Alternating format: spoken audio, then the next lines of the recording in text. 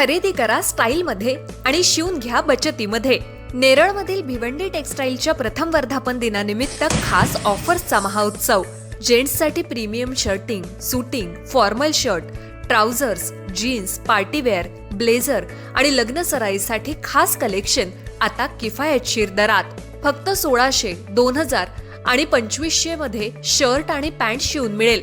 प्रत्येक ड्रेसवर आकर्षक भेटवस्तू फ्री. उत्तम दर्जाचं कापड, आकर्षक डिझाईन, परफेक्ट फिटिंग, अनुभवी टेलरिंग सेवा. लग्न सराई, वाढदिवस, पार्टी, ऑफिस किंवा रोजच्या वापरासाठी शर्ट पॅन्टचे आकर्षक कलेक्शन आता तुमच्या बजेटमध्ये. Bhiwandi textiles, Yuvraj residency, Neral Kalamb road, light house शेजारी, नेरळ. 9271448170. भिवंडी टेक्सटाईल. कमी खर्च, उत्तम पेहराव आणि परफेक्ट फिटिंगचा विश्वास. ऑफर मर्यादित कालावधीसाठी. आजच भेट द्या.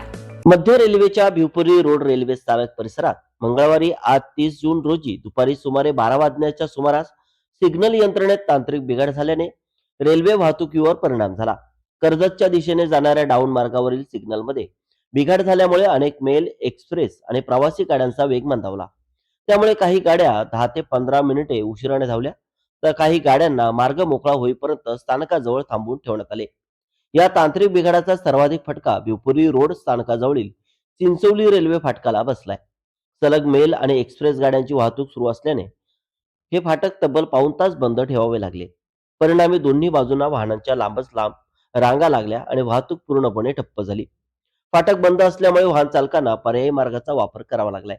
काहींना आंबिवली मार्गे सुमारे 4 किलोमीटरचा तर काहींना कडाव कशेळी मार्गे सुमारे 12 किलोमीटरचा अतिरिक्त फेरा मारावा लागलाय. त्यामुळे सर्वसामान्य नागरिक, कामगार आणि प्रवाशांना मोठा मनस्ताप सहन करावा लागलाय.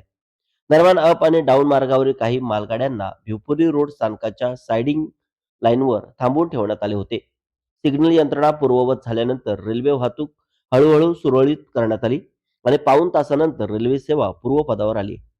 विशेष म्हणजे पावसाळ्याची सुरुवात होण्यापूर्वी सिग्नल यंत्रणेत बिघाड झाल्याने रेल्वे प्रशासनाच्या देखभाल व्यवस्थेबाबत प्रश्न उपस्थित होत असून प्रवासी आणि स्थानिक नागरिकांकडून नाराजी व्यक्त केली जात आहे.